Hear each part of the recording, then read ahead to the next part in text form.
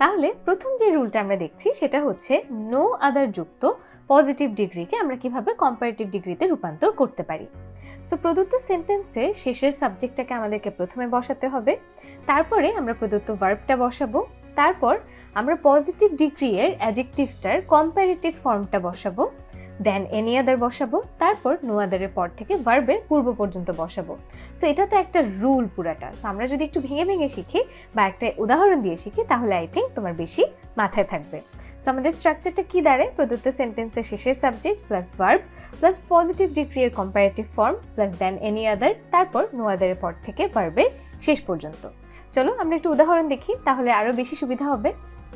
Positive সেন্টেন্সটা হচ্ছে no other boy in the class is so good as he. ক্লাসে তার মতন আর কোনো ভালো ছেলে নাই, এরকম আমরা একটা অর্থ প্রকাশ করছি। সো কম্পারেটিভ এসে কি হয়ে যাবে? আমরা নো আদার বয় আমরা লিখবো না, আমরা প্রথমে সাবজেক্ট লিখবো হি, তারপরে আমরা ভার্ব বসাবো ইজ, তারপরে আমরা যেটা আমাদের অ্যাডজেক্টিভটা আছে গুড, এটার কম্পারেটিভ ফর্মটা বসাবো কি বেটার। তাহলে হি ইজ বেটার, তারপর আমরা দেন এনি আদার যুক্ত করব, দেন এনি আদার। এরপর নো আদারের পরের অংশটা কি? বয় ইন দ্য ক্লাস, তাহলে আমরা যুক্ত করলাম বয় ইন দ্য ক্লাস। তাহলে কি দাঁড়ালো? আমার পজিটিভে যে সেন্টেন্সটা no other boy in the class is so good as he, এটা কম্পারেটিভ এসে হয়ে গেল he is better than any other boy in the class. তাহলে দেখো খুব সহজ কিন্তু, এবং এইটার ক্ষেত্রে আমি বলবো অন্যগুলোতে যেমন সিম্পল থেকে কমপ্লেক্স বা কমপ্লেক্স থেকে কম্পাউন্ড করার সময় তুমি কিছু উদাহরণ শিখলেই হয়, স্ট্রাকচারটা ওইভাবে মুখস্থ করতে হয় না বা ওইভাবে মনে রাখতে হয় না। কিন্তু এই যে আমরা যখন ডিগ্রি অফ কম্প্যারিজন করছি এগুলোর ক্ষেত্রে স্ট্রাকচারটা বেশ ইম্পর্টেন্ট, স্ট্রাকচারটাও মনে রাখতে হবে এবং তার পাশাপাশি প্র্যাকটিস করতে হবে। তাহলেই গিয়ে তোমার পজিটিভ থেকে কম্পারেটিভ, পজিটিভ থেকে সুপারলেটিভ বা ভাইস ভার্সা এগুলো তুমি কিভাবে করবে সেটা বুঝতে পারবে। সো আমরা আরেকটা উদাহরণ দেখি। No other city in Bangladesh is so big as Dhaka. তাহলে আমরা কি করলাম? বললাম যে ঢাকার মতন বাংলাদেশে আর কোনো এত বড় শহর নেই।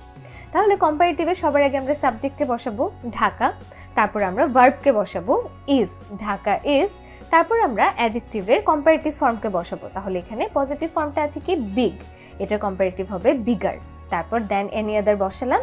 এরপরে আমরা নো আদারের পরের অংশটা সিটি ইন বাংলাদেশটা বসিয়ে দিলাম। তাহলে কি হলো?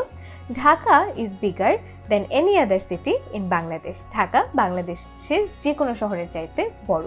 তাহলে দেখেছো আমরা যেখানে পজিটিভ থেকে কম্পারেটিভ কত সহজে করতে পেরেছি। এটা ছিল নো আদার যুক্ত পজিটিভ সেন্টেন্সের ক্ষেত্রে আমাদের নিয়মটা। এখন আমরা দেখব ভেরি ফিউ যুক্ত পজিটিভ ডিগ্রিকে আমরা কিভাবে কম্পারেটিভ ডিগ্রিতে রূপান্তর করতে পারি। সো এখানে আমরা প্রদত্ত সেন্টেন্সেস শেষের সাবজেক্টটা বসাবো, প্রদত্ত ভার্বটা বসাবো, এখানেও পজিটিভ ডিগ্রি এর কম্পারেটিভ ফর্মটা বসাবো। চেঞ্জটা কোথায় হবে জানো? আগেরটাতে আমরা দেন এনি আদার বসিয়েছিলাম, এখানে বসবে দেন মোস্ট আদার। তাহলে দেন মোস্ট আদার দিয়ে আমাদেরকে ভেরি ফিউ যুক্ত পজিটিভ ডিগ্রিকে কম্পারেটিভ করতে হবে, আর একদম শেষে ভেরি ফিউ এর পর থেকে আমরা ভার্বের আগ পর্যন্ত বসাবো। তাহলে স্ট্রাকচারটা কি দাঁড়ায়? প্রদত্ত সেন্টেন্সের শেষের সাবজেক্টটাকে বসাবো, তারপর ভার্ব, তারপর পজিটিভ ডিগ্রি এর কম্পারেটিভ ফর্ম, তারপর আমরা দেন মোস্ট আদার বসাবো এবং এরপর ভেরি ফিউ এর পর থেকে ভার্বের পূর্ব পর্যন্ত অংশ বসবে। চলো আমরা তাহলে কিছু উদাহরণ দেখে নিই। পজিটিভ সেন্টেন্সে কি আছে? Very few metals are as costly as gold, অর্থাৎ খুবই কম ধাতু আছে যেগুলো স্বর্ণের মতন এত দামি। তাহলে ভেরি ফিউ আছে শুরুতেই। তো এখানে কম্পারেটিভের ক্ষেত্রে আমরা কি করব? শেষের সাবজেক্টটাকে আগে বসাবো, গোল্ড বসালাম আমরা, তারপরে আমরা ভার্বটা বসাবো। তাহলে এখানে যেহেতু গোল্ড আছে, গোল্ড একটা ম্যাটেরিয়াল নাউন, তাই এটার সাথে ভার্ব হয় ইজ, তাহলে গোল্ড ইজ। তারপর কস্টলি, এখানে অ্যাডজেক্টিভটার পজিটিভ ফর্ম, এটার কম্পারেটিভ ফর্ম হচ্ছে কস্টলিয়ার, তাহলে গোল্ড ইজ কস্টলিয়ার পর্যন্ত আমরা পেলাম। তারপর দেখো ভেরি ফিউ যদি পজিটিভে থাকে কম্পারেটিভে বসে দেন মোস্ট আদার, তাহলে আমরা কি লিখলাম? Gold is costlier than most other, এবং তারপরে আমাদের ভেরি ফিউ এর পর থেকে ভার্বের আগ পর্যন্ত মেটালস, তাহলে কি হবে? Gold is costlier than most other metals. খুব সহজ না বন্ধুরা? আমাদের পজিটিভে ছিল very few metals are as costly as gold, এটা কম্পারেটিভ এসে হয়ে গেল gold is costlier than most other metals. এখন চলো আমরা আমাদের থার্ড রুলটা চলে আসি। এটা কি? অ্যাজ ডট ডট অ্যাজ যুক্ত পজিটিভ ডিগ্রিকে কম্পারেটিভ ডিগ্রিতে রূপান্তরের নিয়ম। সো প্রথমেই আমরা প্রদত্ত সেন্টেন্সের শেষের সাবজেক্টটাকে প্রথমে বসাবো, তারপর ভার্বটা বসাবো, তারপরে আমরা নট বসাবো। আর যদি মূল সেন্টেন্সটা অ্যাফার্মেটিভ হয় তাহলে নট বসাবো, আর যদি নেগেটিভ হয় সেক্ষেত্রে নট উঠে যাবে। অর্থাৎ যদি পজিটিভ থাকে নট না থাকে সেক্ষেত্রে নট বসবে, আর নেগেটিভ হলে নটটা উঠে যাবে। তারপর আমরা পজিটিভ ডিগ্রির কম্পারেটিভ ফর্মটা বসাবো, দেন বসাবো এবং তারপর প্রদত্ত সেন্টেন্সে প্রথম সাবজেক্টটাকে বসাবো। তাহলে আমরা একটু উদাহরণ দেখলে জিনিসটা একদম ক্লিয়ার হয়ে যাবে। তার আগে আমরা একটু স্ট্রাকচারটা দেখে নিই। আমরা প্রথমে শেষের সাবজেক্টকে বসাবো, তারপর ভার্ব, তারপর নট, তারপর পজিটিভ ডিগ্রির কম্পারেটিভ ফর্ম, তারপর দেন এবং তারপর প্রদত্ত সাবজেক্ট সেন্টেন্সের প্রথম সাবজেক্টটা। সো আমরা শুরু করি। এখানে কি আছে? He is as tall as his brother, সে তার ভাইয়ের মতোই লম্বা। তাহলে প্রথমেই আমরা শেষের সাবজেক্টে বসাবো হিজ ব্রাদার।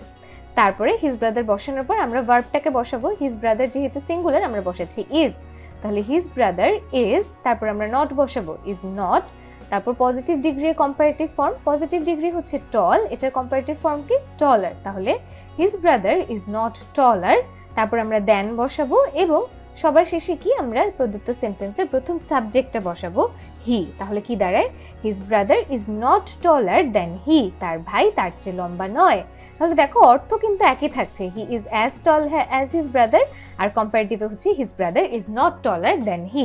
তাহলে দুটো আমরা একই অর্থ প্রকাশ করছি, একই অর্থ প্রকাশ করে জাস্ট সেন্টেন্সটার ধরনটা বদলে দিচ্ছি। এটাই হচ্ছে আমাদের পজিটিভ থেকে কম্পারেটিভের ট্রান্সফরমেশন। আরেকটা উদাহরণ যদি আমরা দেখি, পজিটিভ সেন্টেন্সে আছে Khulna is not as big as Dhaka, Khulna ঢাকার মতন এত বড় নয়। এবং কম্পারেটিভে আমরা এটাকে কি করলাম? Dhaka is bigger than Khulna. তাহলে এখানে আমরা বেসিক্যালি কি করেছি, যেখানে নট ছিল সেই নটটাকে উঠিয়ে দিয়ে বাকি রুলটা ঠিক মতন করেছি। তাহলে কি দাঁড়ালো? Dhaka is bigger than Khulna.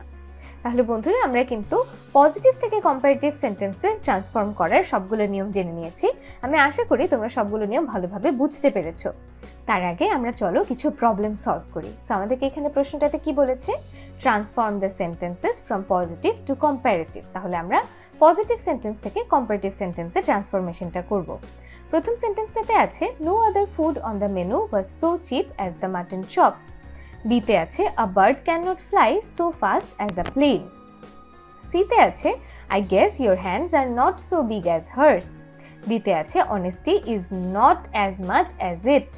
এবং ইতে আছে cure is not so good as prevention. তাহলে আমরা কি করব? প্রথমটাতে কি হবে? আমি উত্তর বলার আগে এক সেকেন্ড তুমি ভিডিওটা পজ করে আগে নিজে উত্তর লিখে নাও, তারপরে আমি যখন উত্তরগুলো বলবো আমার সাথে মিলিয়ে নেবে। সো আমরা উত্তর বলা শুরু করি, আশা করি তুমি মিলিয়ে নেওয়ার জন্যই শুনছো। সো প্রথমটা হচ্ছে no other food on the menu was so cheap as the mutton chop. তাহলে এখানে হবে the mutton chop was cheaper than any other food on the menu. তারপর বিতে আছে a bird can not fly so fast as a plane. তাহলে এখানে হবে a plane can fly faster than a bird. সিতে হবে I guess your hands are not so big as hers. তাহলে আমরা বলতে পারি I guess her hands are bigger than yours.